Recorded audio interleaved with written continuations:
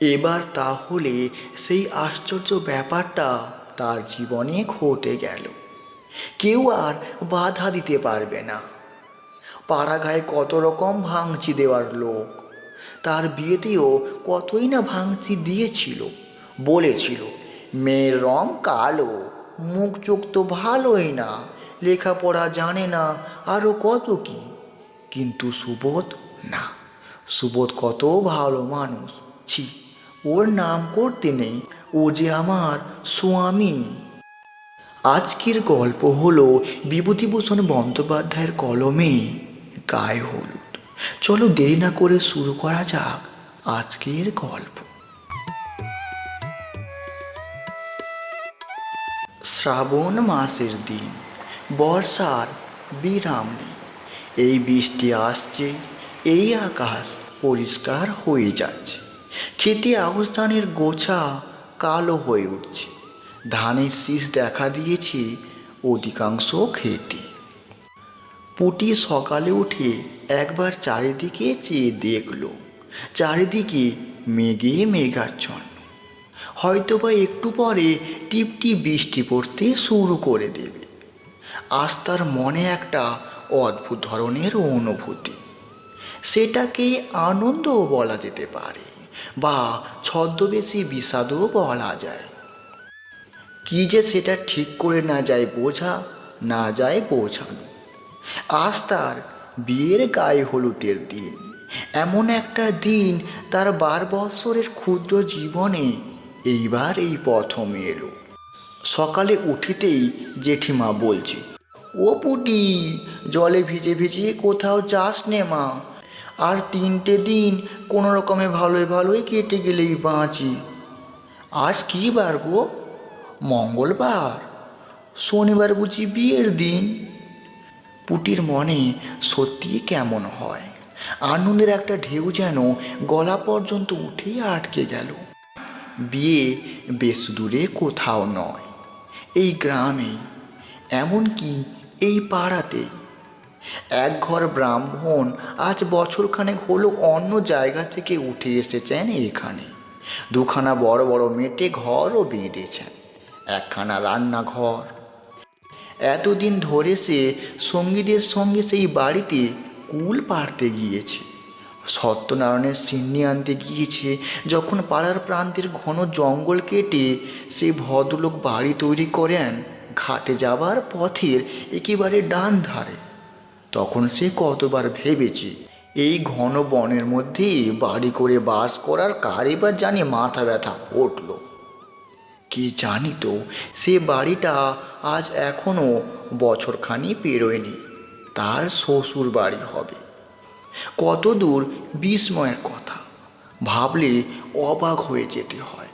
অথচ তার ক্ষুদ্র জীবনে এমন একটা মহাশ্চর্য ব্যাপার হলো যে তখনই সে শুদ্ধ, তার মন শুদ্ধ যেন কত দূরে কোথাও চলে যায়। ওই ভদ্রলোকের একটি মাত্র ছেলে, নাম সুবোধ। তারই সঙ্গে তার বিয়ে সম্বন্ধ হয়েছে। সুবোধকে এই সম্বন্ধর আগে তাদের বাড়িতে কয়েকবার যাতায়াত করতে সে দেখেছে। বেশ ফর্সা, লম্বা মতো মুখ। এবার ম্যাট্রিক দিয়েছে, এখনও পরীক্ষার ফল ঠিক বার হয়নি। আগে আগে সত্যি কথা বলতে গেলে সুবোধের মুখ পুটি তত একটা পছন্দ করতো না। তার দাদার সঙ্গে যতবার এসেছে তাদের বাড়িতে, পুটি ভাবত, দেখো না ঘোড়ার মতো মুখখানা।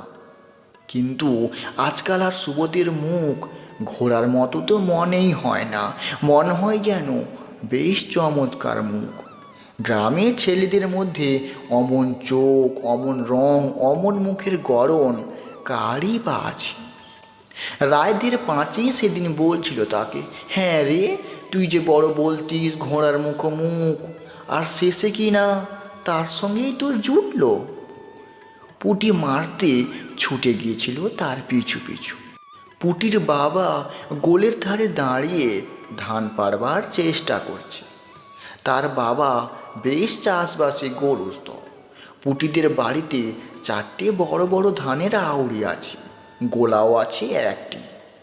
আউড়ি জিনিসটা গোলার চেয়ে অনেকটা ছোট, 3-4 বিষ ধান ধরে। আর একটা গোলায় ধান ধরে একটা পৌটি, অর্থাৎ 16 পিস ধান।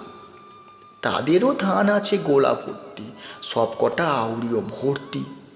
কলকাতায় চাকুরি করেন এ পাড়ার হরি কাকা। তিনি মাঝে মাঝে এসে পুটির বাবাকে বলেন, আর কি রায়মশাই, এ বাজারে তো আপনি রাজা, গোলা ভর্তি ধান রেখেছেন ঘরে, আপনার মহড়া নেয় কি? কলকাতায় কিউতে দাঁড়িয়ে 1 সের চাল নিতে হচ্ছে, আর আপনি কি না? পুটি জিজ্ঞেস করছিল, কিসে দাঁড়িয়ে চাল নিতে হয় বাবা? ওই হরি কাকা বলছিল। কি জানে কিসে দাঁড়িয়ে, তুই তোর নিজের কাজ কর, আমিও নিজের কাজ করি, মিটে গেল। ও বাবা, তার মানে তুমি জানো না কথাটার মানে? না জেনেও তো পায়ের উপর পা দিয়ে এ বাজারে চালিয়ে দিলাম মা। কলকাতার মুখ না দেখেও তো বেশ চলছে, তাই এত আর মাথা ঘামায়নি রে মা। কলকাতায় নাকি মানুষের 1 সের চালের জন্য 4 ঘন্টা কোথাও নাকি দাঁড়িয়ে থাকতে হয়। কিন্তু যে বাড়িতে তার বিয়ে হচ্ছে তাদের অবস্থা এত একটা ভালো নয়। সুবোধ যদি পাস করে তবে হরিকাকা ভরসা দিয়েছেন কলকাতায় নিয়ে গিয়ে তাকে ওর অফিসে একটা চাকুরি করে দেবেন। তাহলে কি তাকেও কলকাতায় গিয়ে বাসায় থাকতে হবে, আর সে কিসে দাঁড়িয়ে রোজ 1 সের করে চাল নিয়ে এসে রাঁধতে হবে? সে যে বড় কষ্ট। তবে মানে সুবোধ যদি সঙ্গে থাকে সে বোধহয় সব রকমই কষ্ট করতে প্রস্তুত আছে। তাদের ধানের গোলা থেকে ধান পাড়া হচ্ছে। খাবড়াপোতা থেকে সতীনাথ কালু আড়তদারে এসছেন, ধান কিনে নিয়ে যাবে। বিয়ের খরচপত্র ধান বেচেই করতে হবে কিনা। ওর জেঠিমা বললেন, ও পুটি, আজ কোথাও বেরোবি না? নাপিত ও বাড়ি থেকে হলুদ নিয়ে আসবে, সেই হলুদ গায়ে দিয়ে তোমায় নাইতে হবে যে।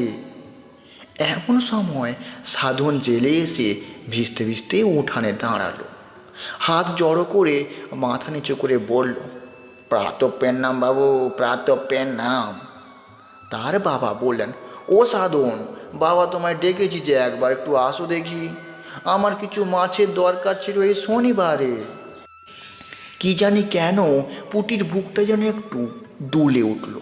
এই শনিবার, এই শনিবার তাহলে কি সত্যিই তার বিয়ে? সাধন বলল, আগে মাছের যে বড্ড গোলমাল চলছে গো বাবু, গাঙে কি আর মাছ আছে? ডুমুর বাউড়ের মাছ সব যাচ্ছে কলকাতায়, 82 টাকা দর। এমন দর আমি বাবু বাপের জন্মেও কোনো কালে শুনিনি এই রায়মশাই। 1 সের 1.5 সের পোনাইশ তো পড়ছে না পাতে। মরগাঙে বাদুল দিয়ে এলাম, একদিন কেবল 11.5 সের একটা গড়াচ মাছ। পুটির বাবা বিস্ময়ের সুরে বলে, 11.5 সের গড়াচ? এমন কথাও তো কোনোদিন শুনিনি রে বাবু। মাছের এমন দাম, গজার মাছই বিক্রি হলো 10 আনা সের, তুমি জানো? পুটি আর সেখানে দাঁড়ালো না, মাকে এমন একটা আজগুবি খবর দিতে ছুটলো বাড়ির মধ্যে। বৃষ্টি একটু থেমেছে, একটু কোথাও বেরোতে পারলে ভালো হতো। তার জীবনে যে এমন একটা আশ্চর্য ব্যাপার হতে চলেছে, এ কথাটা কারোর সঙ্গে আনন্দ করে বলাও চলে না। লোকে বলবে, বেহায়া বলবে, নিন্দে করবে। কেবল বলা চলে তার সমবয়সী পাঁচি আর খেন্তি জেলেনির মেয়ে টুনির কাছে।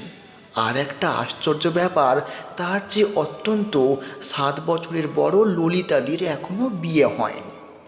আর একটা আশ্চর্য ব্যাপার, তার চেয়ে অত্যন্ত 7 বছরের বড় ললিতাদির এখনো বিয়ে হয়নি। অথচ ললিতাদিকে সবাই বলে সুন্দরী। ললিতাদির বাপের অবস্থাও খুব ভালো। ললিতাদি লেখাপড়া জানে, ভালো গান করে। ওর বাবা যখন কলকাতায় চাকুরি করত তখন ললিতাদি সেখানে স্কুলে পড়তো। কত বই পড়ে বসে বসে দুপুরবেলা। পুটি ওদের বাড়ি যখনই যায় তখনই দেখে ললিতাদি বই মুখে বসে আছে। পুটি ভালো লেখাপড়া জানে না, বইয়ের নাম পড়তেও পারে না। ললিতাদি একটু ঠেকারে, সে লেখাপড়া জানে না বলে বুঝি আর মানুষ না। তাকে বলে, এই তুই বইটা নাড়িস নে পুটি, তুই কি বুঝিস এর স্বাদ? পুটি হয়তো বলে, এটা কি বই বল না ললিতাদি। যা যা, আর বইয়ের খবর দরকার নেই। শরৎ চ্যাটুর্যের নাম শুনেছিস? হ্যাঁ, কোথা থেকেই বা শুনবি, তোরা তো শুধু জানিস ঢেকিতে পা দিয়ে কি করে চিড়ে কুটতে হয়। তাই করগে যা, এদিকে কেন আবার, যা যা। রেণু